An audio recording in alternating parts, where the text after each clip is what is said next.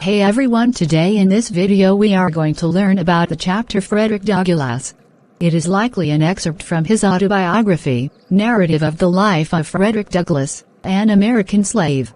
Frederick Douglass was born into slavery in the United States and endured severe hardships.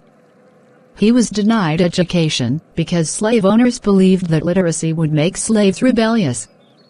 However, Douglass secretly learned to read and write, which empowered him to fight against oppression. He later escaped from slavery and became a famous abolitionist, advocating for the rights of African Americans. His story is an inspiring account of resilience, self-education, and the pursuit of freedom. I was born in Tuckahoe, near Hillsborough, and about 12 miles from Easton, in Talbot County, Maryland. I have no accurate knowledge of my age, never having seen any authentic record containing it. By far the larger part of the slaves know as little of their ages as horses know of theirs, and it is the wish of most masters within my knowledge to keep their slaves thus ignorant. I do not remember to have ever met a slave who could tell of his birthday.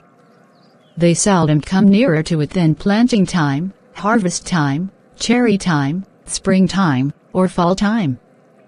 A want of information concerning my own was a source of unhappiness to me even during childhood. The white children could tell their ages. I could not tell why I ought to be deprived of the same privilege. I was not allowed to make any inquiries of my master concerning it. He deemed all such inquiries on the part of a slave improper and impertinent, and evidence of a restless spirit. The nearest estimate I can give makes him now between 27 and 28 years of age. I come to this, from hearing my master say, sometime during 1835, I was about 17 years old. My mother was named Harriet Bailey. She was the daughter of Isaac and Betsy Bailey, both colored, and quite dark. My mother was of a darker complexion than either my grandmother or grandfather. My father was a white man. He was admitted to be such by all I ever heard speak of my parentage. The opinion was also whispered that my master was my father. But of the correctness of this opinion, I know nothing. The means of knowing was withheld from me. Me mother and I were separated when I was but an infant, before I knew her as my mother. It is a common custom, in the part of Maryland from which I ran away, to part children from their mothers at a very early age. Frequently, before the child has reached its 12th month, its mother is taken from it, and hired out on some farm a considerable distance off, and the child is placed under the care of an old woman, too old for field labor. For what this separation is done, I do not know, unless it be to hinder the development of the child's affection toward its mother, and to blunt and destroy the natural affection of the mother for the child. This is the inevitable result. I never saw my mother, to know her as such, more than 4 or 5 times in my life. And each of these times was very short in duration, and at night. She was hired by a Mr. Stewart, who lived about 12 miles from my home. She made her journeys to see me in the night, traveling the whole distance on foot, after the performance of her day's work. She was a field hand, and a whipping is the penalty of not being in the field at sunrise, unless a slave has special permission from his or her master to the contrary, a permission which they seldom get, and when that gives to him that gives it the proud name of being a kind master. I do not recollect of ever seeing my mother be the light of day. She was with me in the night. She would lie down with me, and get me to sleep, but long before I waked she was gone. Very little communication ever took place between us. Death soon ended what little we could have while she lived, and with other hardships and suffering. She died when I was about 7 years old, on one of my master's farms, near Lee's Mill. I was not allowed to be present during her illness, at her death, or burial. She was gone long before I knew anything about it. Never having enjoyed, to an considerable extent, her soothing presence, her tender and watchful care, I received the tidings of her death with much the same emotion she should have probably felt at the death of a stranger. Called thus suddenly away, she left me without the slightest intimation of who my father was.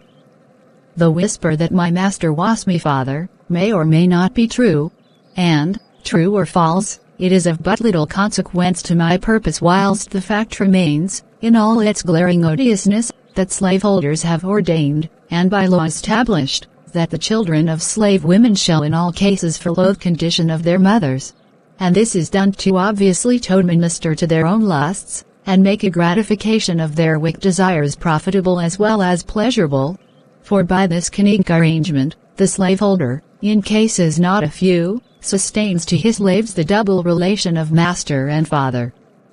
I know of such cases, and it is worthy of remark that such slavas invariably suffer greater hardships, and have more to contend with, than others. They are, in the first place, a constant offense to their mistress. She is ever disposed to find fault with them. They can seldom do anything to please her. She is never better pleased than when she sees them under the lash, especially when she suspects her husband of showing to his mulatto children favors which he withholds from his black slaves. The master is frequently compelled to sell this class off his slaves, out of deference to the feelings of his white wife. And, cruel as the deed may strike anyone to be, for a man to sell his own children to human fleshmongers, it is often the dictate of humanity for him to do so. For, unless he does this, he must not only whip them himself, but must stand by and see one white son tie up his brother, of but few shades darker complexion than himself, and ply the gory lash to his naked back.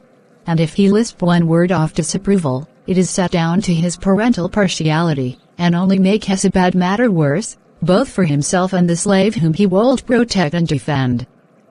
I have had 2 masters. My first master's name was Anthony. I do not remember his first name. He was generally called Captain Anthony, a title which, I presume, he acquired by sailing a craft in the Chesapeake Bay. He was not considered a rich slaveholder. He owned 2 or 3 farms, and about 30 slaves. His farms and slaves were under the care of an overseer. The overseer's name was Plummer. Mr. Plummer was a miserable drunkard, a profane swearer, and a savage monster. He always went armed with a calfskin and a heavy cudgel. I have known him to cut and slash the women's heads so horribly, that even master would be enraged at his cruelty, and would threaten to whip him if he did not mind himself. Master, however, was not a humane slaveholder. It required extraordinary barbarity on the part of an overseer to affect him. He was a cruel man, hardened by a long life of slaveholding. He would at times seem to take great pleasure in whipping a slave. I have often been awakened at the dawn of day by the most heart-rending shrieks of an old aunt of mine, whom he used to tie up to a joist, and whip upon her naked back till she was literally covered with blood. No words, no tears, no prayers, from his gory victim, seemed to move his iron heart from its bloody purpose. The louder she screamed, the harder he whipped. And where the blood ran fastest, there he whipped longest. He would whip her to make her scream, and whip her to make her hush. And not until overcome by fatigue, would he cease to swing the blood-clotted calfskin. It was a most terrible spectacle.